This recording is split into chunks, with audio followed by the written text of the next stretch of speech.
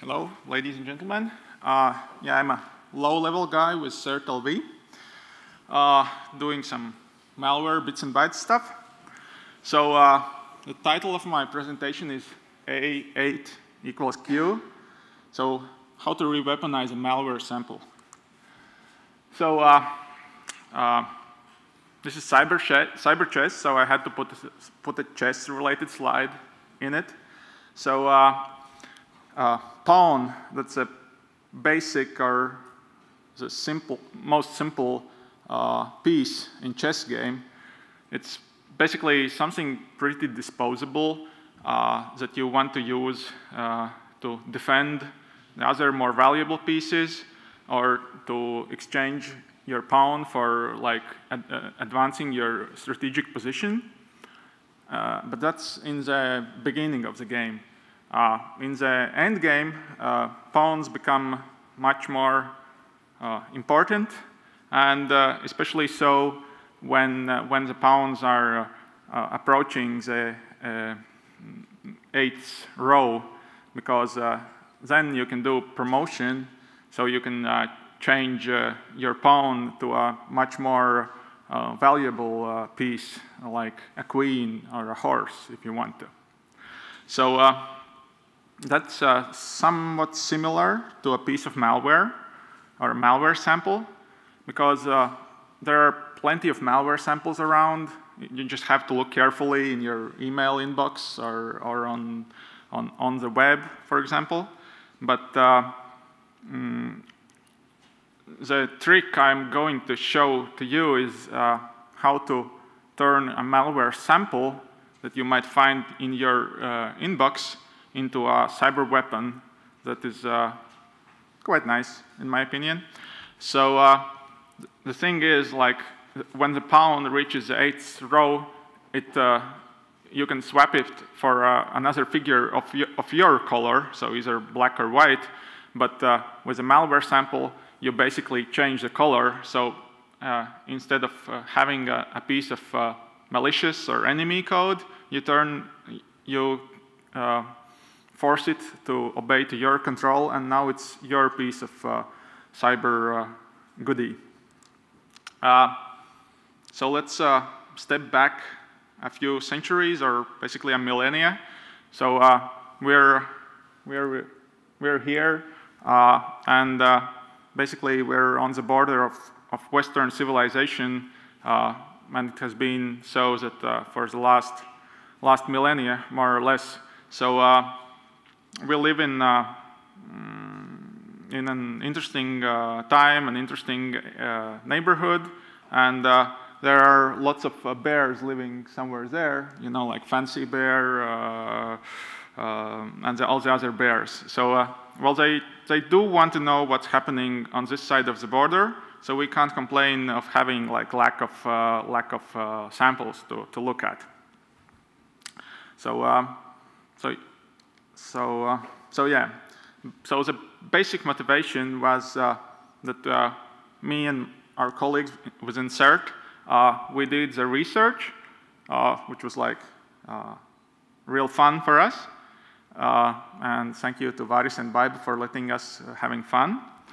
And then I read like a statement last summer when we did the research by Vincent R. Stewart, the Defense Intelligence Agency chief, that once we have isolated malware, I want to re-engineer it and prep to use it against the same adversary who sought to use against us.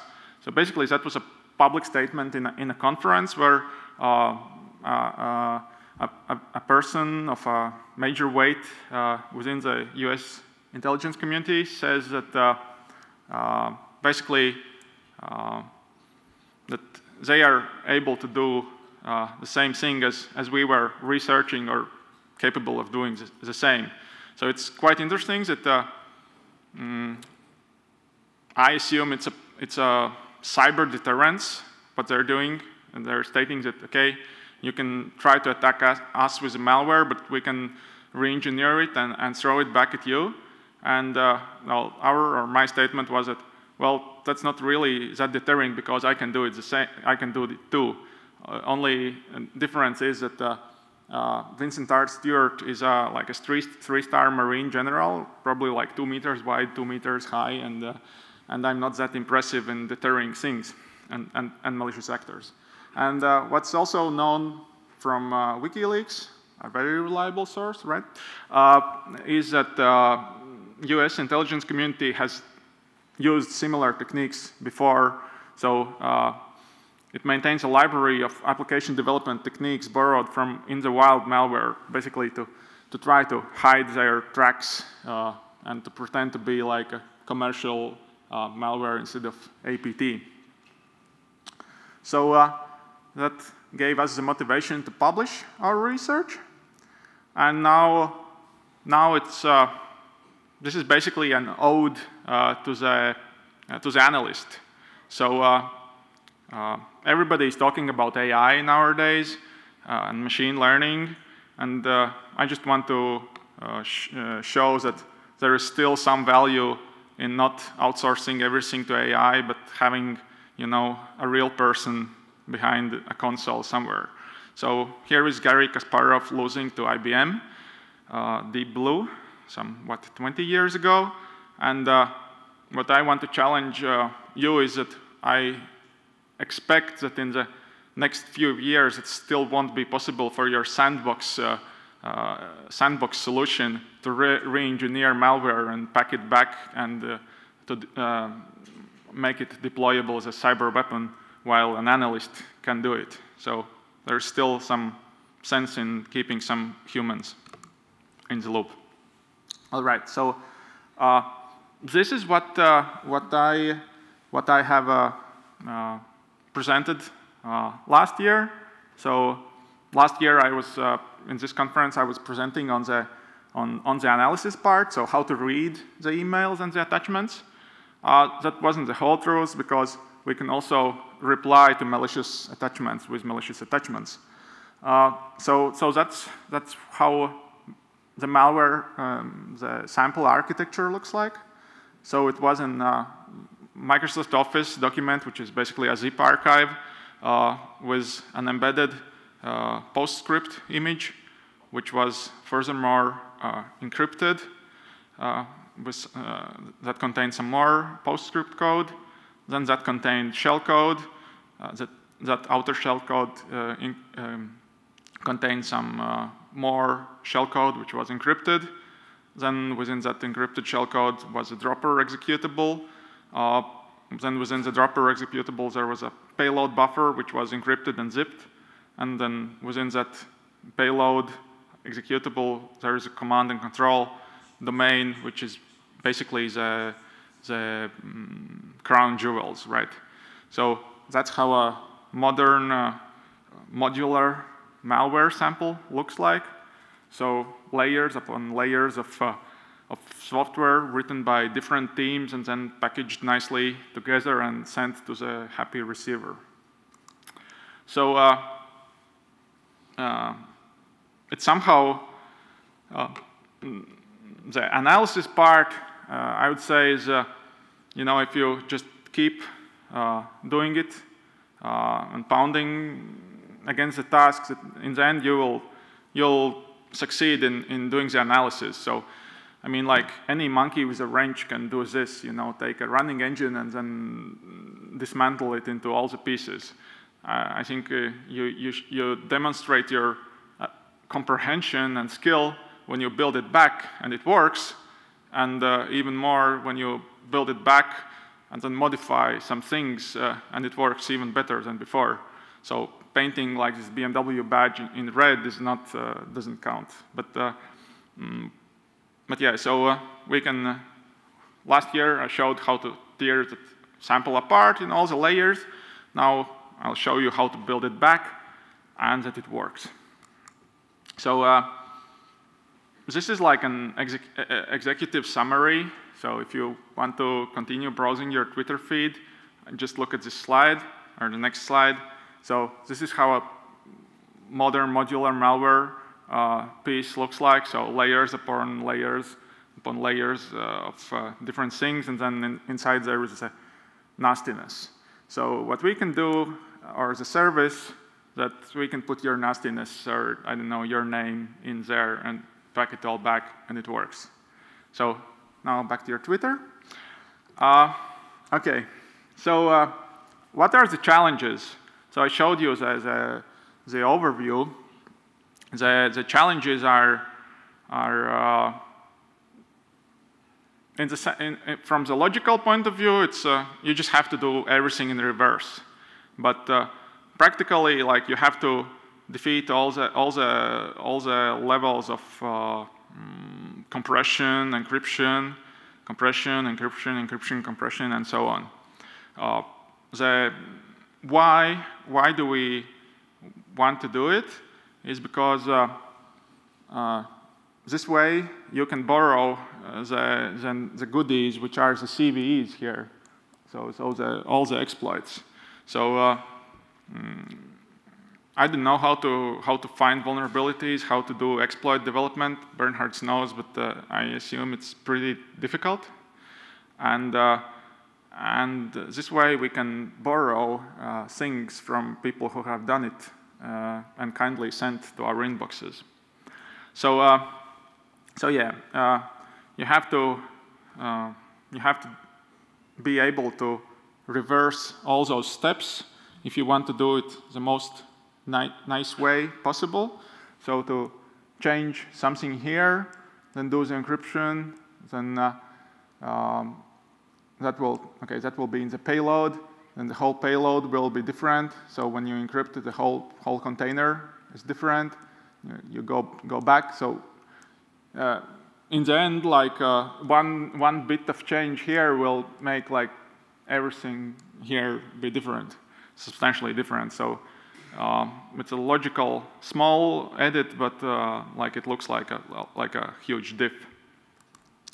Okay, so how to do the reobfuscation so that it all works just exactly as the sample was working before, just it calls back to our domain.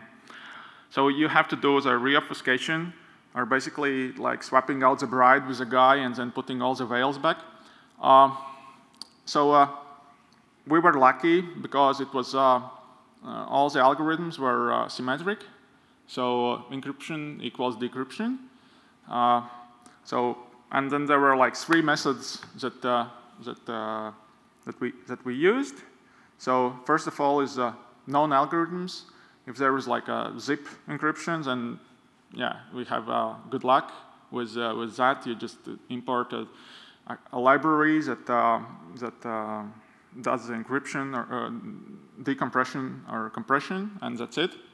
But that's also like the part where you could possibly introduce some differences where some third-party analyst could say that this malware piece is different from the other malware piece because different like zip libraries work a little bit different, and I assume there's like different ways how you can pad things or whatever, and like looking carefully at the products of different libraries compressing the same plain text, same plain text would show maybe some artifacts that you could say, okay, no, that's something different. Okay, so if we find known algorithms like, I don't know, yeah, zip or RC4 or whatever, we're happy. Then what else we did, just like looking at IDA Pro in the C code, you just re-implement whatever algorithms there is without like really caring deeply what it does. You know that it's some sort of encryption routine, so re-implement it and let it run. And the one, sorry.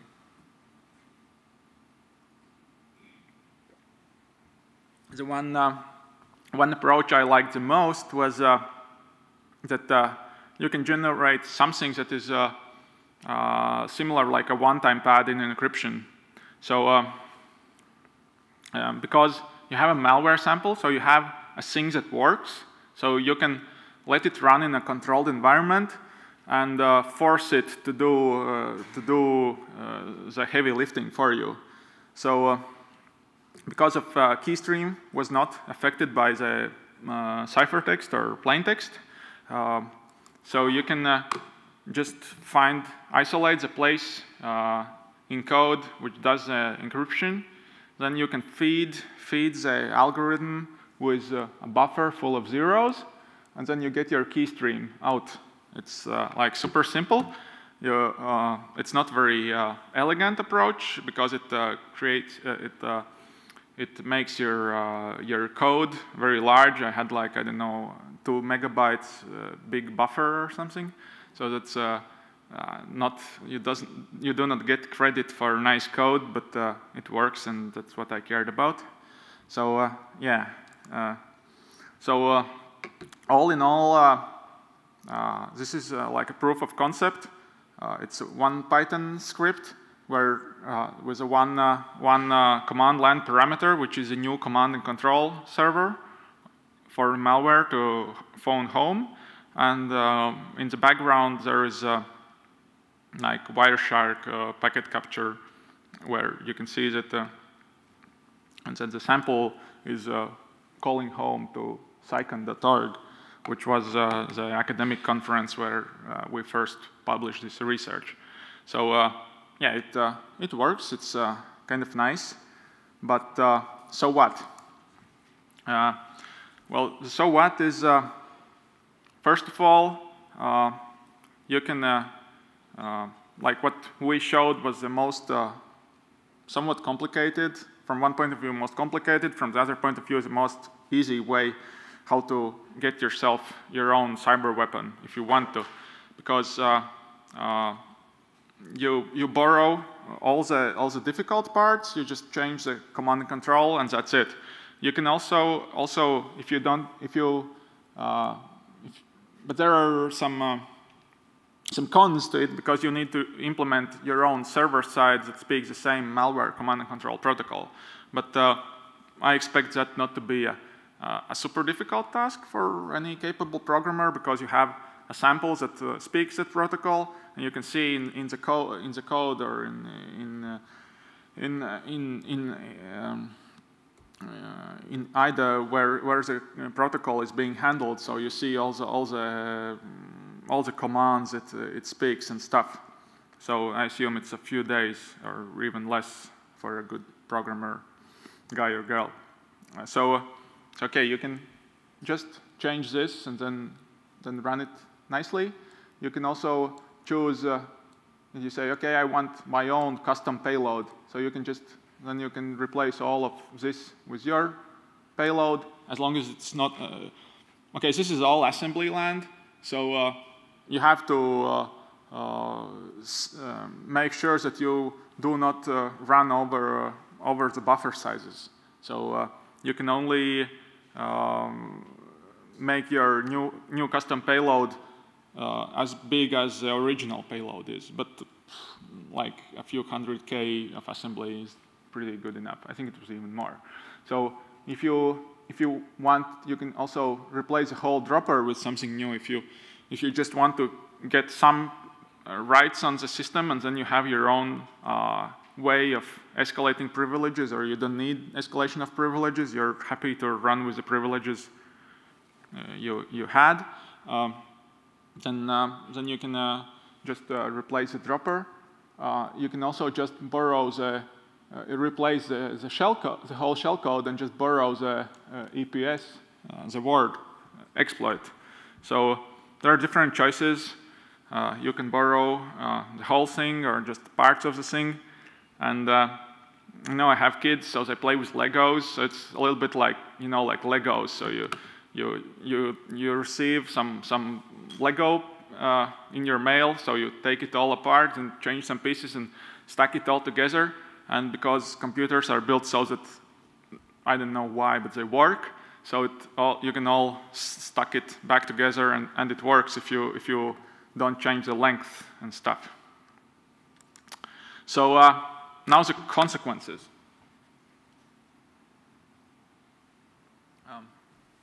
And traditionally, all the attribution or who is behind it has been done based on either tools or infrastructure.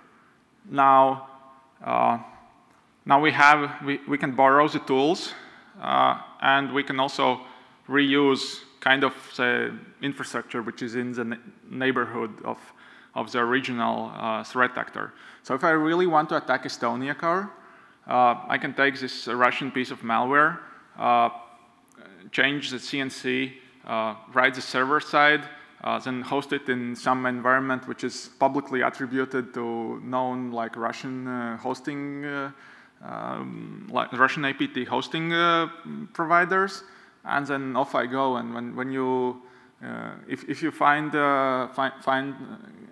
catch me, then you'll say, oh, it's damn Russians or something. So yeah. It's all theoretical research, right? So now the only way how you can do attribution is by TTPs, so tactics, techniques, procedures, which is kind of like, I don't know who can do it. Probably like the NCSC persons can comment how they can do TTP attribution, but like it's like, okay, so how, I don't know, like. It's like black magic. I don't know how you can attribute by TTPs. Yeah. Well, in those slides they have like this magic sauce. So yeah. So I assume it's all in the magic sauce. So you know, how was the attacker feeling when they were typing those commands, or you know, like something like that. So they spend more time pressing A's, and you know, so that's our guy. So attribution becomes way more difficult. Okay, what else is going to be worse than now? So there's like threshold to get into the offensive cyber capabilities. Now this lowers it significantly because, okay, like you have like the US, China, Russia, Israel, the first tier players. They develop everything in-house. They don't need any tricks like that, except for hiding their tracks. But now there's, like for poorer countries or even like non-state actors, I assume this is like within capabilities of Islamic State when they had their heyday. So this lowers the threshold, so you can borrow the really expensive and difficult parts of malware development, and then there will be like lots of new players who want to join the cyber offensive game.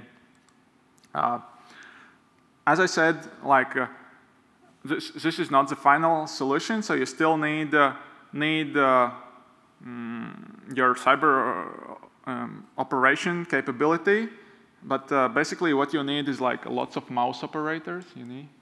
So those are not malware developers.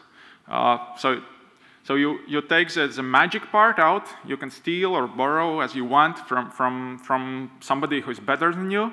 Then you throw just some IT management, IT maintenance, IT operations that any of us can do, and voila, you have something that is operational. So I want to say that, okay, the sky is not falling, but well, not yet.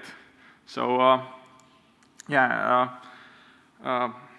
So the philosophy is that malware is also a resource. It's not only a problem. So you know, cyber, there are different. If you look at the same problem from a different perspective, you might get a different answer. So that's it. I'm open for questions, comments, tomatoes. Thank you. Where's the applause?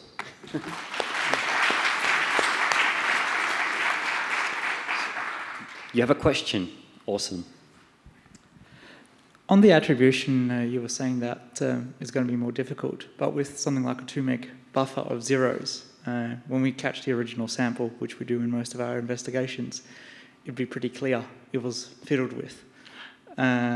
So obviously you'd need some highly skilled operators to avoid those kinds of issues. I know, the buffer of zeros was just a trick I needed to create this Python script. So this buffer of zero doesn't, okay, well, maybe it, like if you have a different length payload, then that buffer could, yeah, you're right, so you caught me. By checkpoint. All right, any more questions? Someone is hiding. You wanted to ask the question about if there is a medical device, but for me, Kārlis, you're doing an awesome work, and you're doing research as well. Now, is there a potential, and I think there is a potential, there are multiple initiatives to do this, to automate the reweaponization of the malware? What do you think? Is there capacity already now, and are we going to see it in any future? Well, I know that they're doing this DARPA challenge, Grand Cyber Challenge. Grand Cyber. As far as I know, it's super restricted. Like they do it full auto. Like they identify a piece of code as malicious, and they identify it with some magic sauce, and then reweaponize it and throw against the competitors. But it's a super restricted environment. So it's like an artificial operating system with like 5 system calls and stuff like that. So it's not production ready yet, but I expect that there, in some future, it's very likely that AI will catch up with us. So we have to come up with new tricks to stay afloat. Anyone? Now, everyone is familiar and proficient in how to reweaponize the malware that you receive in your inbox. If anything, send the CNCs to Kārlis. With this, I thank you again for your talk. With an applause.